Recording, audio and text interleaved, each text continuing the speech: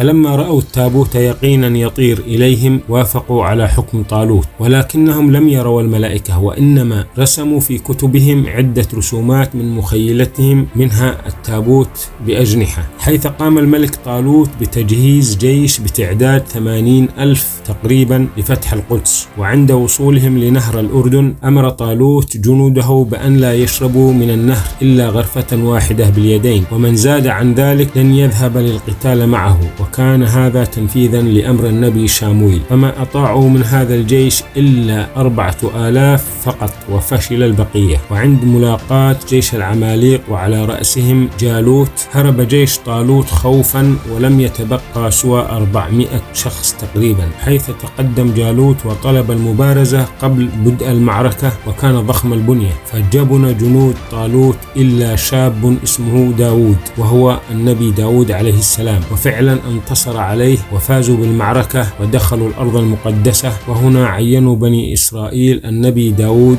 ملك عليهم على أرض فلسطين، فأنزل الله عليه الزبور وأنجب النبي سليمان. ثم أخذ سليمان الملك من بعد أبيه بتاريخ 963 قبل الميلاد تقريبا، والذي سخر الله له الجن والإنس والطير والحيوانات والرياح ما لم يسخره لنبي قبله أو بعده، حيث قام بتجديد بناء المسجد الأقصى وبناء الهيكل، والذي جاء في كتب اليهود إن الذين بنوا الهيكل في عهد سليمان كانوا يسمون بالماسون، أي البناؤون، ومن هنا أتت كلمة الماسونية، وهي الآن حركة يهودية خطيرة معادية للإسلام ولكل الأديان. وهذا الهيكل لا يوجد له تاريخ واضح سوى في كتب اليهود فقط، والذي يقولون إنه بني بجوار المسجد الأقصى، وفيه محراب مكعب بطول 10 متر وعرض 10 متر وارتفاع 10 متر، وكله مغطى بالذهب الخالص، وسمي بقدس الأقداس، وحوله من السلاسل والتماثيل الكبيرة من الذهب الخالص. وفي هذا المحراب كنوز النبي سليمان، وكذلك التابوت العظيم. ويسمى هذا التابوت عند المسلمين بتابوت السكينة،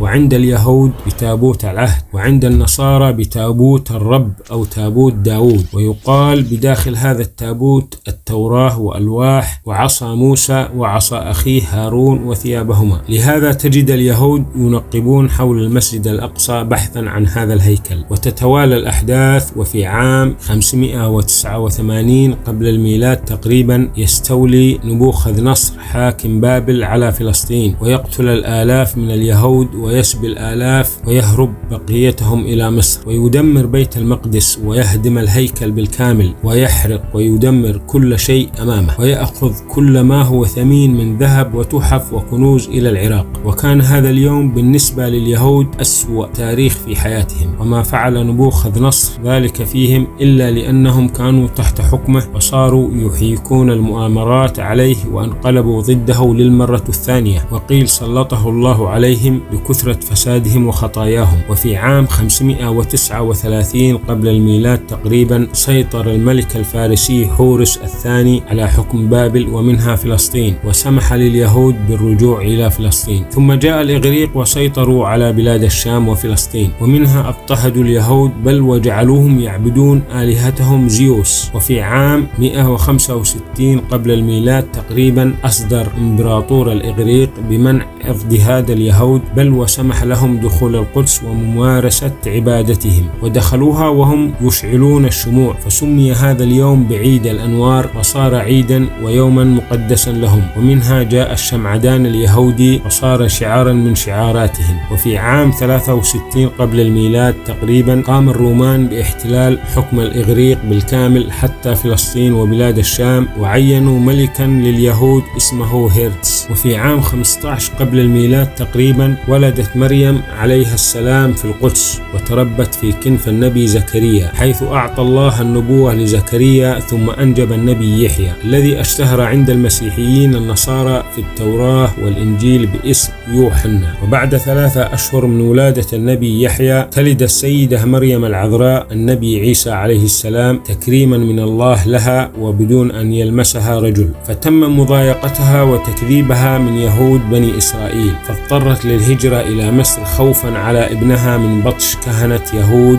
بني إسرائيل. ثم توالت الأحداث حتى أصبح النبي يحيى شابا، وكان ورعا ومحبوبا بين قومه. وكان ذلك في عهد الملك الروماني هيرودس عام 26 ميلادي تقريبا. وهذا الملك قام بقتل النبي يحيى وأبيه النبي زكريا بسبب إنهما رفض إصدار فتوى بزواج المحارم، حيث كان يريد هذا الملك الزواج من ابنة أخيه. ولا نستقرب هنا من بني إسرائيل إنهم لم يعترضوا على هذه الحادثة من قبل هذا الملك الروماني، لأنهم تعودوا من قبل على قتل أنبيائهم بأيديهم. نعود للنبي عيسى الذي بدأ يسيح في الأرض لإكمال رسالته بالإنجيل، ولهذا جاءت كلمة المسيح، ولم يكن يستقر في مكان واحد حتى رجع لبني إسرائيل. وهنا قاموا يهود بني إسرائيل بتكذيبه والاستهزاء به رغم كل المعجزات الخارقة التي وهبها الله له، فقد قام بنهيهم عن المنكرات والخطايا حتى حقد عليه كهنة اليهود، ثم قرروا قتله، وذلك بتحريض الملك هيرودس قاتل النبي زكريا وابنه يحيى سابقا القبض عليه، حيث قيل إن اليهود كانت بيدهم سلطة القضاء، وكان عمره ذلك الوقت في الثلاثينات.